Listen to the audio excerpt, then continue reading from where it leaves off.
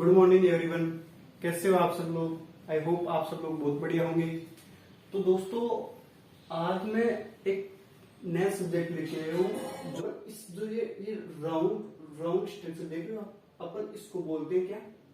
Cell membrane. तो अपन first topic इसमें पढ़ेंगे क्या? Cell membrane.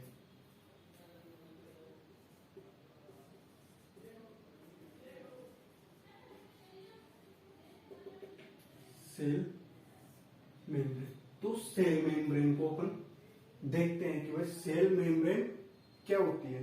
तो सेल मेम्ब्रेन क्या होती है कि सब एक तो क्या होती है सेल मेम्ब्रेन कि ये एनिमल्स और प्लांट्स दोनों में मिलती है। तो एनिमल्स होते हैं उनके अंदर भी प्लांट्स होते हैं, सॉरी एनिमल्स होते हैं उनके अंदर भी सेल मेम्ब्रेन होती है, और जो प्लांट्स होते हैं यानी पेड़ पौधे होते हैं जिसके अंदर भी सेल मेम्ब्रेन। एनिमल्स का मतलब होता है जो हिलडुल सकते हैं, हिलडुल का मतलब जो चल सकते हैं फिर सकते हैं, उनके अंदर उनको बोलते हैं एनिमल्स यानी जंतु। और जो प्लांट्स होते हैं यानी कि जो खड़े खड़े सिर्फ हिलते हैं, एक जगह खड़े खड़े यूं हिलते हैं, उनको बोलते हैं अपन क्या? प्लांट्स।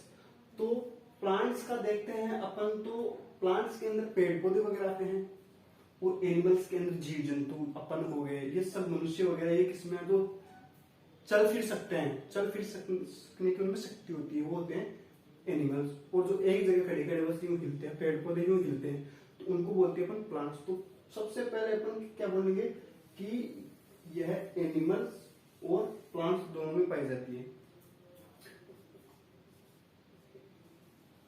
एनिमल्स एंड प्लांट्स ये दोनों में पाई जाती है सबसे पहले। अब क्या होता है कि भाई साहब ये बनी हुई किसकी होती है? तो ये सबसे पहले देखते हैं कि बनी हुई किसकी होती है। तो ये प्रोटीन की बनी होती है, प्रोटीन की बनी होती है। अब भाई साहब बनी तो होती है प्रोटीन, लेकिन इसका काम क्या है, ये क्यों बनी हुई होती है? तो इसका काम ये है कि भाई साहब देखो ये होती है अपनी सेल मेम्ब्रेन। अब इसके अंदर क्या है कि बहुत से ऑर्गन होते हैं,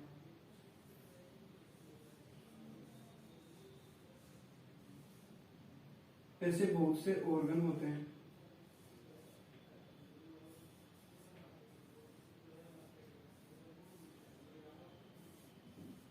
इसके अंदर ऐसे बहुत से ऑर्गन होते हैं।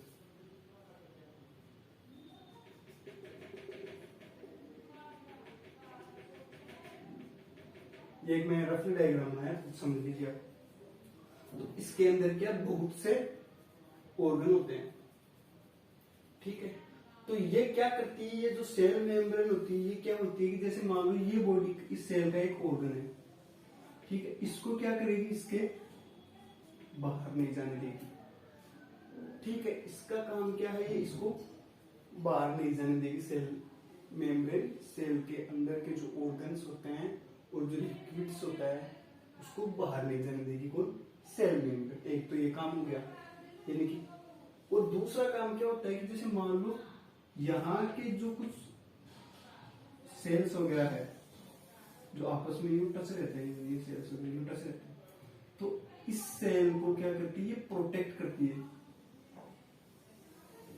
जैसे मान लो अपनी बॉडी में यहाँ पे क्या सेल्स है, तो ये सेल्स क्या करेगी, अपनी बॉडी को ये सेल मेम्ब्रेन क्या करेगी, यानी कि बाहर से अपनी बॉडी में कोई कुछ इफेक्ट्स होते हैं, जैसे मान लो किसी ने मारा, तो ये सेल्स क्या करेगी, सेल मेम्ब्रेन क्या करेगी, अपनी बॉडी के जो और ऑर्गन होते हैं ना, माइटोकॉन्ड्रिया, न्यूक्लियस, राइबोसोम्स वगैरह जितने भी ऑर्गन्स होते हैं उनको क्या करेगी, प्रोटेक्ट करने का काम करेगी। कौन? Cell membrane. तो अपन देखते हैं पैरामेडिकल क्लासेज में ज्यादा डीपली तो पूछते नहीं है, बस इतना ही पूछते हैं। तो अपन सेल मेम्ब्रेन के बारे में इतना ही पढ़ेंगे। अगर कोई कुछ पूछना चाहता है सेल मेम्ब्रेन के बारे में तो मेरे कमेंट्स करके मुझसे पूछ सकता है। तो अपन पहला अपन ने क्या पढ़ा, सेल मेम्ब्रेन, ठीक है। तो अपन सेल मेम्ब्रेन पढ़ लिया क्या कि ये एनिमल्स और प्लांट दोनों में पाई जाती है, ये प्रोटीन की बनी हुई होती है। इसका मेन फंक्शन क्या होता है, ये प्रोटेक्ट करती है इंजरी से अपनी बॉडी, अपनी सेल के ऑर्गन को, सेल के अंदर जो ऑर्गन होते हैं उनको प्रोटेक्ट करती है आउटर इंजरी से, ठीक है। तो ये हो गई अपनी सेल मेम्ब्रेन।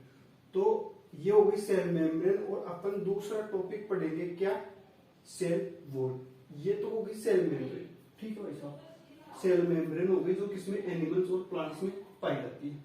अब अब सेल वॉल का मतलब क्या होता है कि भाई साहब एनिमल्स होता है ना, ये तो हो गई किसकी, एनिमल्स और प्लांट दोनों की बात। अब अपन एक प्लांट्स की बात और करते हैं, तो प्लांट्स में अपन सेल मेम्ब्रेन को देखते हैं तो होती तो ऐसी है, लेकिन इसके ऊपर क्या है, एक आउटर कवरिंग होती है।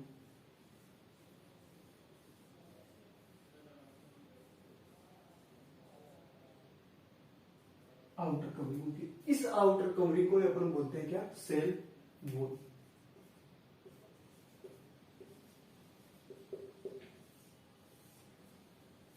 ये जो सेल होती है, इस सेल के ऊपर जो कवरिंग होती है उसी को बोलते हैं आउटर कवरिंग। और ये आउटर कवरिंग क्या होती है कि किसके अंदर पाई जाती है, ओनली प्लांट्स के अंदर पाई जाती है। किसके अंदर पाई जाती है, ओनली प्लांट्स के अंदर ये सेल वॉल पाई जाती है। अब ये सेल वॉल होती है, मान लो भाई ये सेल मेम्ब्रेन तो प्रोटीन की बनी हुई होती है। अब ये सेल वॉल किसकी बनी होती है, सेल वॉल होता है सेलुलोज, सेलुलोज की ये सेल वॉल बनी होती है। अब सेलुलोज से क्या क्या बने होते हैं, अपने पेपर हो गए, जितने भी रद्दी पेपर्स हो गए, ये सब सेलुलोज के बने होते हैं। अपनी सेल प्रोटीन की बनी होती है और ये सेलुलोज के बने होते हैं। अब सेलुलोज के अंदर जो नोट वगैरह हो गए हैं, पैसे के नोट होते हैं, वो हो गए 500 का नोट, 2000 का नोट, ये सब चीजें किसके की, उसमें क्या लगता है, कागज। और कागज किससे बनता है, सेलुलोज से बनता है। तो अपन ने देखा सेल मेम्ब्रेन, सेल मेम्ब्रेन के ऊपर ये कवरिंग होती है। अब ये कवरिंग होती है, उसको अपन सेल वॉल बोलते हैं। तो ये सेल वॉल क्या करती है कि प्लांट्स होते हैं, जो पेड़ पौधे हैं, उनकी स्ट्रक्चर और स्ट्रक्चर को सपोर्ट करने का काम करती है। जो इनकी जो स्ट्रक्चर है, मानो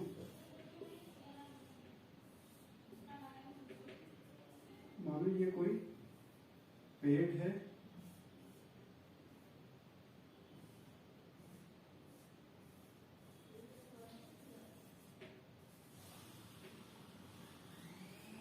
मानो ये कोई पेड़ है, तो ये सेल वॉल क्या करती है, इसकी इसकी स्ट्रक्चर होती है, इसकी स्ट्रक्चर, ये इस स्ट्रक्चर को क्या प्रोटेक्ट करने का काम करती है।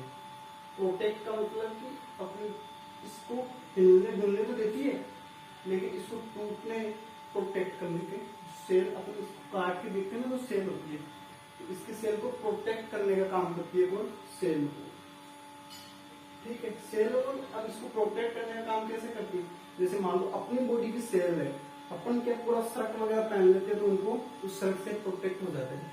अब पेड़ थोड़ी शर्ट पहनेगा, तो पेड़ शर्ट नहीं पहन सकता, इसीलिए यानी इसको प्रोटेक्ट करने के लिए क्या होती है, सेल वॉल होती है। अपन तो अपने जो एनिमल्स हैं, एनिमल सेल्स को क्या करता है कि जैसे अपन तो होते हैं तो कपड़े वगैरह पहन लेते हैं, जानवर होते हैं उनके हेयर वगैरह काफी ज्यादा होते हैं, इस वजह से वो प्रोटेक्ट कर लेते हैं। लेकिन प्लांट्स कैसे प्रोटेक्ट करेगा भाई, तो प्लांट्स के लिए क्या होती है, सेल वॉल होती है। तो अपन सेल मेम्ब्रेन पढ़ लिए और सेल वॉल पढ़ लिए। एक बार फिर से देख लेते, सेल मेम्ब्रेन क्या होती है कि एनिमल और प्लांट्स के अंदर पाई जाती है, ये प्रोटीन की बनी होती है। ये क्या करती है कि अपने सेल के जो अंदर के ऑर्गेनिज्म है उनको प्रोटेक्ट करने का काम करती है। अब सेल वॉल क्या होती है, ओनली प्लांट्स के अंदर पाई जाती है। इसका मेन फंक्शन क्या होता है कि ये जो प्लांट सेल्स होती है उनको क्या करने का, प्रोटेक्ट करने का काम करती है कौन, सेल। तो अपन ने पहला सेल मेम्ब्रेन, दूसरा सेल वॉल पढ़ा। आई होप आप सब लोगों को दोनों चीजें क्लियर हो गई होगी। तो अगला अपन थर्ड टॉपिक आता है, वो देखते हैं।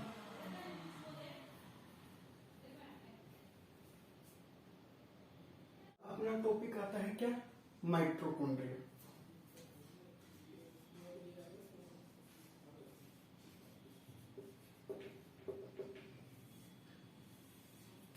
क्या होता है माइटोकॉन्ड्रिया। तो माइटोकॉन्ड्रिया क्या है कि इसकी खोज किसने की थी सबसे पहले, तो माइटोकॉन्ड्रिया को सबसे पहले अल्बर्ट ने देखा था। किसने, अल्बर्ट ने देखा था। उसने देखा है कि जो माइटोकॉन्ड्रिया है ना, वो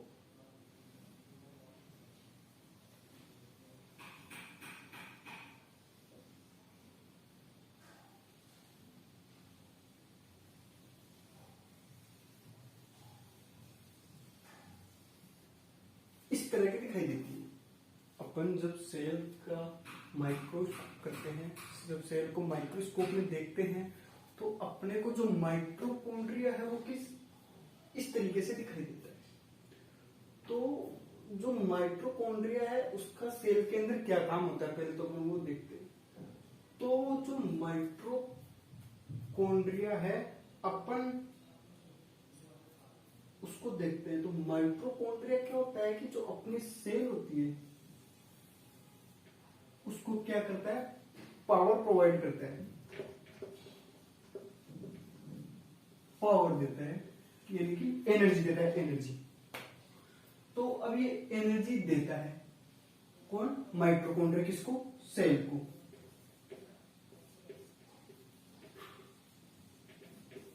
अब ये एनर्जी देता है तो अपनी बॉडी में एनर्जी किस रूप में स्टोर होती है, एटीपी के रूप में स्टोर होती है। तो भाई अब मान लो अपनी सेल, कोई भी बॉडी की सेल जो काम कर रही है, क्या कर रही है, काम कर रही है, तो उसको किसकी एनर्जी की रिक्वायर्ड होती है, किसकी, पावर की, यानी कि एटीपीज की रिक्वायर होती है उसको। तो क्या होता है कि जैसे मान लो आदमी क्या काम, कुछ भी काम कर रहा है, जैसे मैं यहाँ पे पढ़ा रहा हूँ, तो मेरी ज्यादा एनर्जी कहाँ वेस्ट हो रही है, माउथ में। जो मेरी टंग है वो बार बार हिल रही है, तो एनर्जी इसकी लॉस हो रही है। तो अब भाई जो मेरी टंग है उसके पास कितनी की एनर्जी है, भाई एक लिमिट होती है, उस तक उसके पास एनर्जी होती है। तो बॉडी की हर एक पार्ट तक एनर्जी होती है, हर एक पार्ट के पास काफी सारी एनर्जी होती है। तो जो अपनी मेरी जो जीभ है उसके पास तो बाकी और पार्ट्स के अलावा बहुत कम एनर्जी बची है, क्योंकि मैं काफी पढ़ा चुका हूं। तो ऐसा तो है नहीं कि भाई कि मेरी जीभ काम में आ रही है तो जीभ की एनर्जी खत्म हो जाएगी और जीभ यूं काम करती करती एकदम से लूज पड़ जाएगी, ऐसा बिल्कुल नहीं होता। तो होता क्या है कि अपनी बॉडी के अंदर एक होता है क्या, लाइसोसोम। क्या होता है, लाइसोसोम।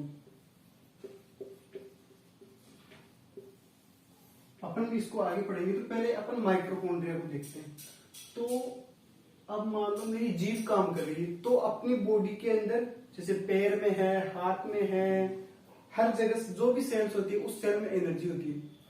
तो अब जैसे ऐसा तो है नहीं भाई जो जो जो एक ऑर्गन काम कर रहा है उसी की एनर्जी खत्म होगी, ऐसा नहीं होता है। कि मान लो जैसे मेरी टंग काम कर रही है, मेरी जीभ काम कर रही है, तो अपनी बॉडी में होता है एक लाइसोसोम, एक लाइसोसोम होता है, एक होता है गोल्जी अपरेटस।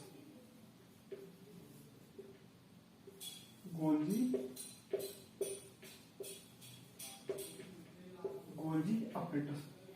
तो अपनी बॉडी में गोल्जी अपरेटस होता है। ये क्या करता है कि जैसे अपनी पैर की सेल है, हाथ की सेल है, उन सेल से क्या करेगा, पावर लेगा, और पावर लेके कहां तक, जीभ तक लेके आएगा।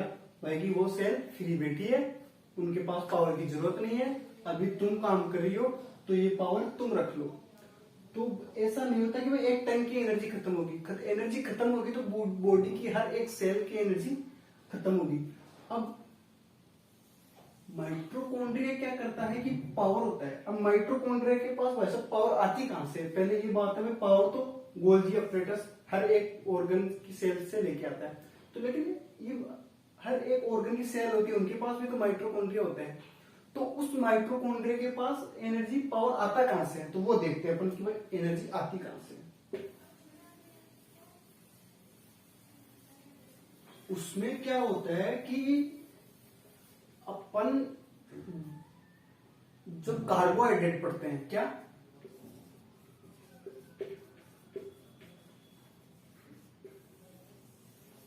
कार्बोहाइड्रेट, ये अपन डीएमएलटी सेकेंड ईयर बायोकेमिस्ट्री का फर्स्ट टॉपिक होगा अपना, क्या, कार्बोहाइड्रेट। तो अपन जब कार्बोहाइड्रेट देखते हैं तो ये जो एनर्जी होती है ना माइटोकॉन्ड्रिया के पास, ये एनर्जी क्या, एक साइकिल के थ्रू चलती रहती है, बनती रहती है। तो ये साइकिल जो चलता है उस साइकिल को बोलते हैं अपन क्या, क्रेब साइकिल। Krebs cycle. और ये क्रेब साइकिल किसमें चलता है, माइटोकॉन्ड्रिया में। कहां पे चलता है, माइटोकॉन्ड्रिया। और माइटोकॉन्ड्रिया के मैट्रिक्स पार्ट में ये क्रेब साइकिल चलता रहता है और एक क्रेब्स साइकिल से 38 एटीपी 38 एटीपी बनती है। तो ये एटीपी होती है ना अपनी बॉडी में एनर्जी के रूप में स्टोर होती है। तो ये एनर्जी 38 एटीपी जो एनर्जी होती है ना, ये क्या करता है, गोल्जी अपरेटस हर एक सेल से लेके जाता है कहां तक, जो अपना कोई ऑर्गन है जो इस टाइम पे वर्क कर रहा है उस टाइम पर उस तक लेके जाता है। कौन? Golgi apparatus. तो ये हर एक सेल के हर एक माइक्रोकॉन्ड्रिया में क्रेब्स साइकिल चलता रहता है, निरंतर चलता रहता है चलता रहता है। तब जाके एक क्रेब्स साइकिल कंप्लीट होता है, तब अपनी बॉडी में 38 एटीपी बनती है। ये क्रेब्स साइकिल होता है ना, ये अपन बायोकेमिस्ट्री के अंदर पढ़ेंगे बहुत डिटेल से, ठीक है। तो अपन ने पढ़ा माइटोकॉन्ड्रिया, इसकी डिस्कवरी एल्बर्ट ने की थी। ये पावर को, सेल को पावर प्रोवाइड करता है। तो अब ये पावर प्रोवाइड करता है तो इसको पावर हाउस ऑफ सेल्स बोलते हैं, यानी इसको, यानी कोशिका का शक्ति ग्रह। शक्ति ग्रह क्यों बोलते हैं? क्योंकि कोशिका के अंदर किसके पास शक्ति होती है? माइटोकॉन्ड्रिया के पास। तो ये क्या करता है? कोशिका को एनर्जी प्रोवाइड करता है, इसलिए इसको पावर हाउस ऑफ सेल्स भी बोलते हैं, ठीक है। अब अगला टॉपिक आता है अपना क्या? Golgi apparatus.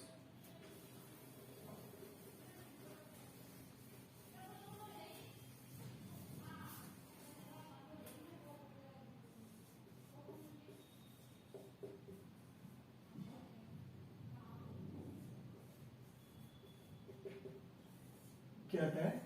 Golgi body. तो गोल्जी बॉडी के अंदर क्या होता है कि गोल्जी बॉडी की जो डिस्कवरी की थी ना, वो कैमिलो गोल्जी ने की थी। किसने की थी? कैमिलो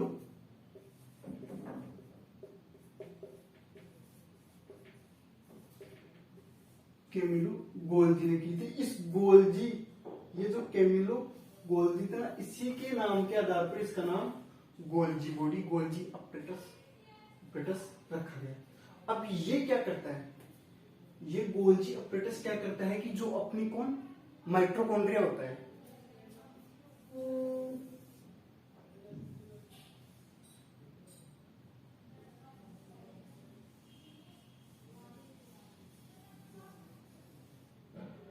जो अपनी माइटोकॉन्ड्रिया होता है, उस माइटोकॉन्ड्रिया के पास क्या करता है, जैसे ये कोई सेल है, इस सेल की माइटोकॉन्ड्रिया के पास एनर्जी लॉस हो गई, तो ये जो गोल्जी अपरेटस क्या करता है, ये बॉडी की और जो सेल्स होती है उस सेल से एनर्जी लेके जाएगा इस सेल की माइटोकॉन्ड्रिया के पास, और इसको सेल को एनर्जी देगा। तो ये गोल्जी बॉडी का मेन फंक्शन क्या होता है? मेन फंक्शन क्या होता है कि ये पावर का परिवहन करता है, यानी कि ये इस यहां की पावर को यहां तक लेकर आता है। कौन?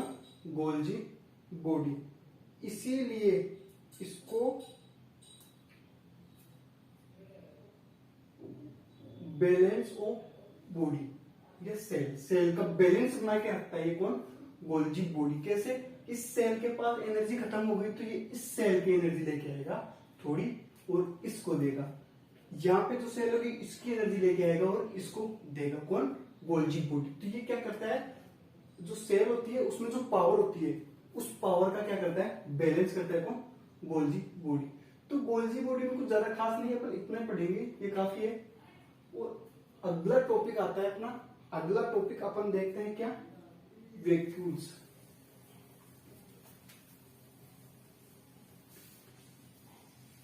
क्या देखते हैं?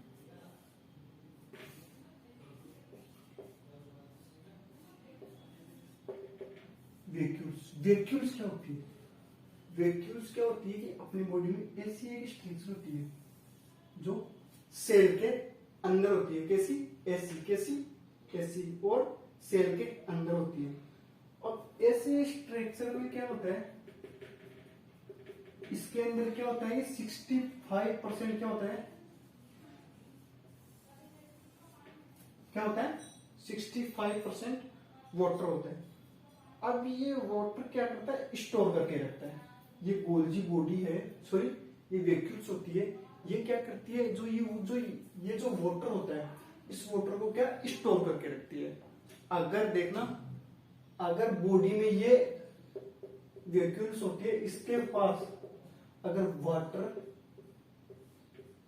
कम पड़ता है तो क्या होती है, अपने को क्या लगती है, प्यास लगती है। 1% वाटर कम होता है ना तो अपने को क्या प्यास लगती है। अगर यही वाटर बॉडी की ऑलमोस्ट सेल के पास 65% में से 10% डिक्रीज हो जाता है तो मनुष्य मर जाता है इस वैक्यूम्स की वजह से, क्योंकि इसके पास पानी होता है। अगर उस पानी के अंदर 10% की कमी आ गई, मान लो 1% होती है तो अपने को क्या लगती है, प्यास लगती है। अगर उसमें 10% की कमी आ गई तो आदमी मर जाता है। ये होती है अपनी बॉडी में वैक्यूम्स। और अपन देखते हैं अगला क्या होता है, अगला आता है सेंट्रोसोम।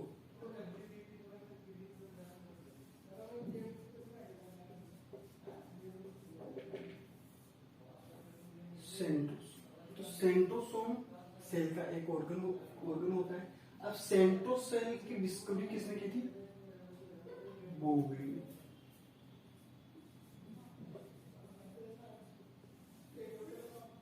किसने की थी, बोवेरी ने किसकी डिस्कवरी की थी, सेंट्रोसोम। अब इस सेंट्रोसोम होता है ये जो, इसका मेन फंक्शन होता है क्या, वो देखते हैं। ये सेंट्रोसोम अपनी सेल के अंदर क्या करता है। ये जो सेंट्रोसोम होता है इसकी खोज की बोवेरी ने। इसका मेन फंक्शन होता है क्या कि ये जो अपनी सेल होती है उस सेल को, जैसे ये अपनी सेल है, इसको क्या करता है,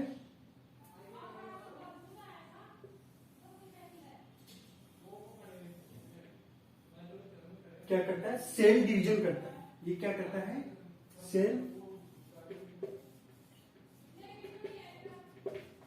सेल डिवीजन का मेन फंक्शन होता है।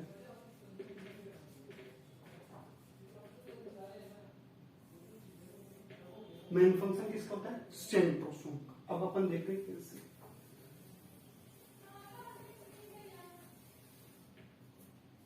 सेल डिवीजन, ठीक है। अपन देखते हैं कि अपनी बॉडी के अंदर सबसे ज्यादा सेल डिवीजन किस ऑर्गन के पास होता है। तो सबसे ज्यादा होता है ना, वो होता है लीवर के पास। किसके पास, लीवर के पास। और जो सबसे कम होता है वो होता है किसके पास, ब्रेन के पास।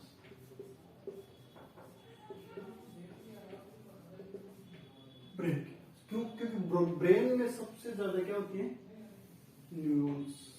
ब्रेन के अंदर 90%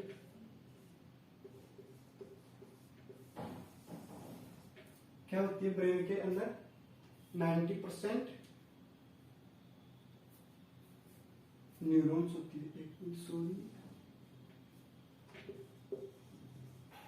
न्यूरॉन्स। वो 10% क्या होती है,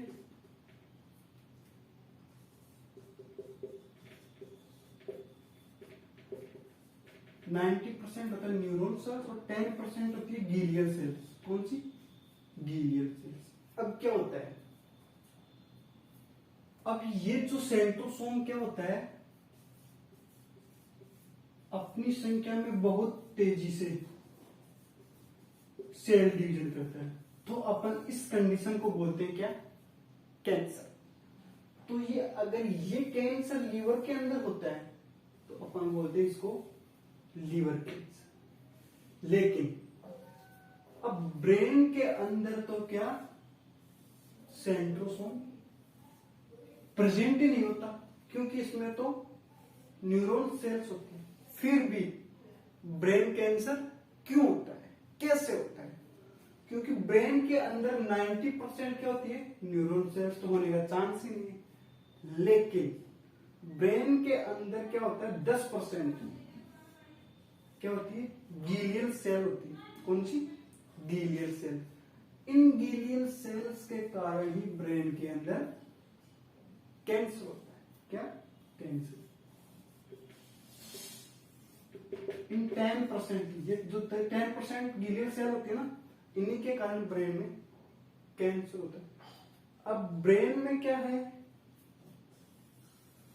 जैसे मान लो ये अपना ब्रेन है, और ब्रेन के ऊपर सबसे ऊपर तो स्किन आ जाती है, फिर बोन्स आ जाती है, फिर जाके क्या होता है, ब्रेन होता है। ब्रेन के अंदर क्या होता है, 90% न्यूरॉन सेल्स होती है। तो ये न्यूरॉन सेल्स का क्या होता है कि ये कभी रिकवर नहीं हो सकती वापस। एक बार डैमेज हो गई तो हो गई, ये फिर से रिकवर नहीं होती। इसी के ये 10% की गीलियल सेल होती है, जिसके कारण क्या, ब्रेन कैंसर होता है। अगर ये 10% गीलियल सेल्स ना होती तो कभी ब्रेन कैंसर नहीं होता। ये सबसे ज्यादा कहां पाई जाती है, लीवर में। तो लीवर क्या होता है कि एक ऐसा ऑर्गन होता है,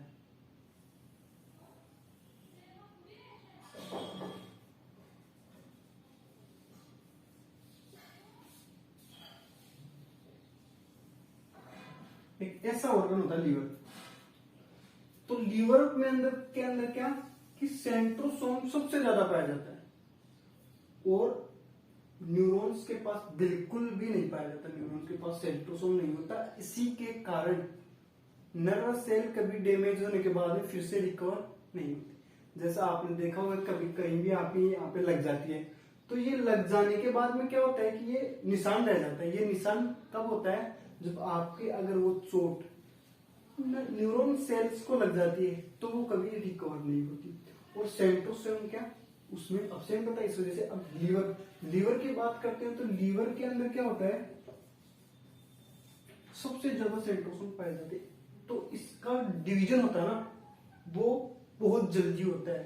तो अगर अपन इसके ये मान लो ये इस लीवर का ये पार्ट है, ये खराब हो गया, तो अपन इसको काट के फेंक दिए ना यूं, तो भी ये लीवर सबसे जल्दी अपने आकार में आ जाएगा। क्यों? क्योंकि उसके पास सेंट्रोसोम होती है, इसलिए सेल डिवीजन जल्दी जल्दी करके ये अपने आकार में आ जाएगा। अब क्या होता है, देखिए अभी मैं एक इसका एग्जांपल देता हूँ। अभी क्या लॉकडाउन चल रहा है, आप सबको पता है लॉकडाउन चल रहा है। और लॉकडाउन में क्या है कि पुलिस वाले क्या कर रहे हैं कि सबकी मरम्मत भी अच्छी कर रहे हैं। तो अब होता क्या है वो देखेंगे अपन। तो चोट लग जाती है अपने को, चोट लग जाती है तो अपने को ऐसा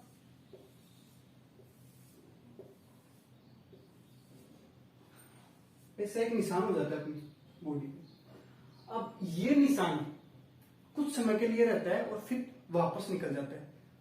इस निशान को अपन पढ़ेंगे थोड़ी देर बाद में कि निशान याद रखना क्या है, क्यों बनाया मैंने, ये चीजें आप याद रखना। क्योंकि आगे में इस निशान के बारे में आपको बताऊंगा कि ये जो चोट लगी, ये जो इंजरी हुई, ये इंजरी अपने को लगी नहीं, पुलिस वालों के द्वारा दी गई है, उसको अपन ठीक कैसे करती है, अपनी बॉडी उसको क्या करती है उसका कि अपनी सेल वापस उसी कंडीशन में आ जाती है जो पहले थी।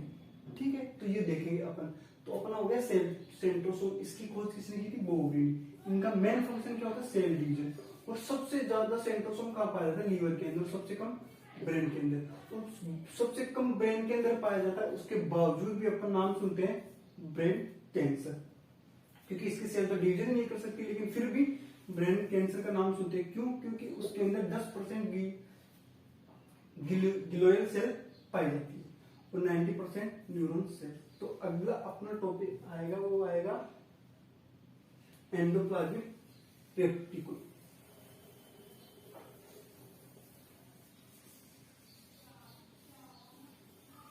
अब क्या होता है एंडोप्लाज्मिक रेटिकुलम, देखते हैं क्या। इसको शॉर्ट में लिखते हैं ER।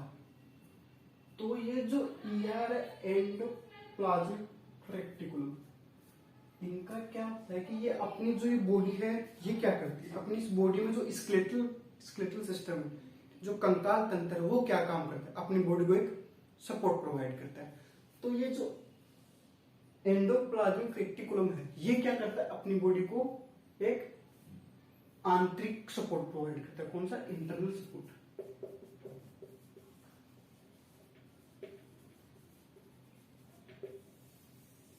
इंटरनल सपोर्ट क्या प्रोवाइड करता है? Internal support. अब ये जो एंडोप्लाज्मिक रेटिकुलम है ना, इसको दो पार्ट में बांटा गया है।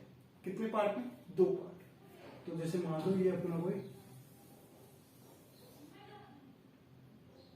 एंडोप्लाज्मिक रेटिकुलम है, तो इसका जो एक पार्ट होता है वो तो होता है कौन सा? स्मूथ।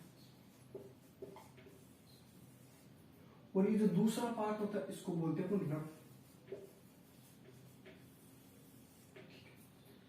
अब इसको स्मूथ और रफ क्यों बोलते हैं? जैसे ये मान लो ये अपने पास हो गया क्या, ये अपने पास ईआर की स्ट्रक्चर है एंडोप्लाज्मिक रेटिकुलम की। तो अपन देखते हैं कि एक तो होता है इसका पार्ट स्मूथ, एक होता है रफ। तो स्मूथ में क्या होता है और रफ में क्या होता है? रफ में क्या होता है कि इसकी बॉडी पे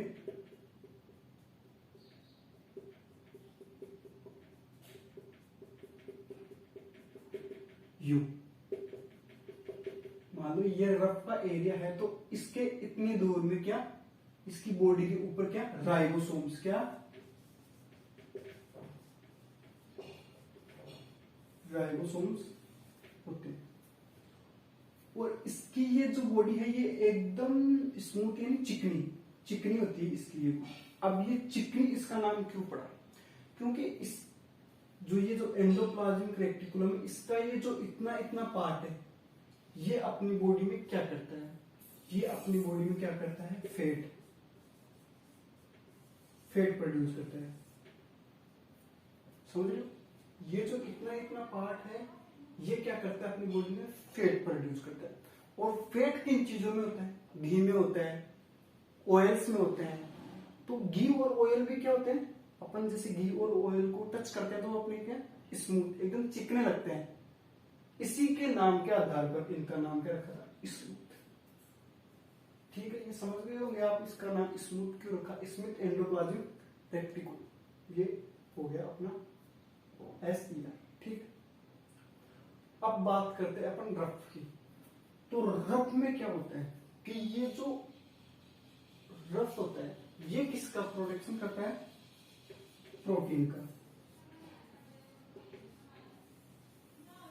प्रोटीन का। अब रफ पार्ट होता है ना, वो कभी प्रोटीन का फॉर्मेशन या प्रोडक्शन नहीं करता है। फिर भी अपन ये बोलते हैं ये प्रोटीन का फॉर्मेशन या प्रोडक्शन करता है। वो कैसे करते हैं वो अपन बताते हैं। क्या होता है कि इसके ऊपर यू राइबोसोम्स होते हैं। तो ये जो राइबोसोम्स होते हैं ना, इनका काम होता है प्रोटीन फॉर्मेशन का। ठीक है, तो ये राइबोसोम इसके ऊपर होते हैं तो ये प्रोटीन बनाते हैं, इसके कारण इसको प्रोटीन फॉर्मेशन करते हैं। तो रफ क्यों बोलते हैं? क्योंकि इसके ऊपर बस इतना सा याद रखना है कि इसको रफ क्यों बोलते हैं, क्योंकि उसके अंदर इसके ऊपर की लेयर के इसके ऊपर की लेयर पर राइबोसोम्स प्रेजेंट होते हैं। ये हो गया अपना एंडोप्लाज्मिक रेटिकुलम। ये इंटरनल सपोर्ट प्रोवाइड करता है। जैसे अपनी बॉडी होती है, उस बॉडी को एक स्केलेटल सिस्टम होता है अपना, वो क्या करता है? अपनी बॉडी को सपोर्ट प्रोवाइड करता है, मूवमेंट प्रोवाइड करता है। वैसे इनमें क्या होता है कि जो इंटरनल सपोर्ट प्रोवाइड करता है ना सेल को, वो कौन करता है? Endoplasmic reticulum. अगला अपन टॉपिक पढ़ेंगे क्या? राइबोसोम्स क्या होते हैं।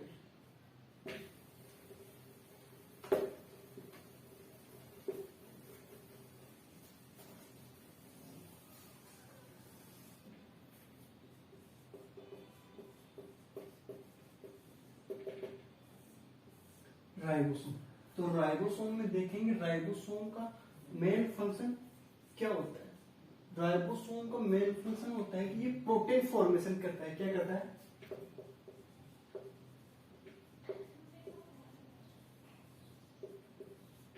Protein formation. और प्रोटीन फॉर्मेशन करता है, इसी के कारण इसको क्या बोलते हैं? Protein factory.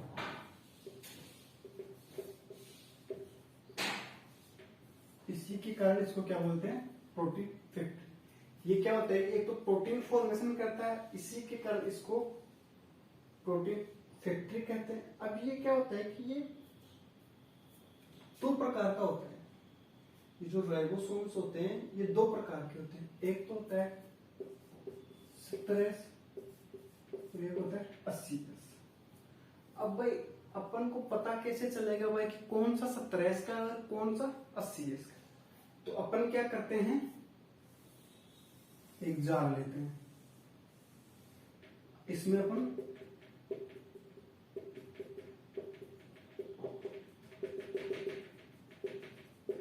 पानी डाल देते हैं, पानी का भर देते हैं जार, और इस पानी के भरे हुए जार में क्या है कि अपन राइबोसोम्स को डालते हैं। ठीक है, तो अब राइबोसोम्स का अपन देखते हैं कि कौन सा राइबोसोम सबसे पहले नीचे आता है। ठीक है, कौन सा राइबोसोम सबसे पहले नीचे आता है? तो जो जितना जल्दी नीचे सेडिमेंट होगा वो भारी होगा। अब अपन इसमें आकार को नहीं देखते, अपन इसको वजन के आधार पर देखते हैं। तो अब अपने को वजन कैसे पता चलेगा राइबोसोम्स का? क्योंकि सेल तो बहुत बहुत छोटी होती है बॉडी की। अब सेल के अंदर कितना छोटा होगा राइबोसोम्स, अब आप देख लीजिए। तो अपन क्या करते हैं, दोनों राइबोसोम्स को एक पानी में डालते हैं। जो सबसे पहले नीचे आएगा वो सबसे बड़ा होगा, क्योंकि उसका भार ज्यादा है, इसलिए अपन उसको बोलते हैं बड़ा राइबोसोम। और जो नीचे बाद में आएगा उसको बोलते हैं अपन छोटा राइबोसोम। अब जो छोटा राइबोसोम्स होता है ना, उनकी जो सेल्स होती है, छोटे राइबोसोम्स की जो सेल्स होती है वो होती है प्रोक्यूटिक।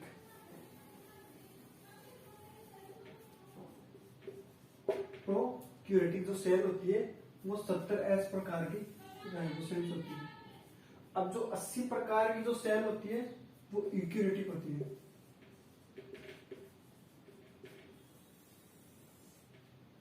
यूकेरियोटिक जो 70 प्रकार का 70 प्रकार का राइबोसोम्स होते हैं वो प्रोक्यूरियोटिक सेल्स होती है। अब इनको क्या है कि अपन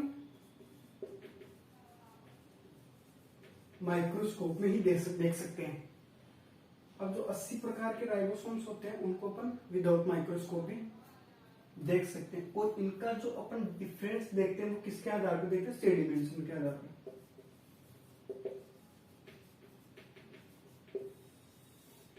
किसके आधार पर देखते हैं?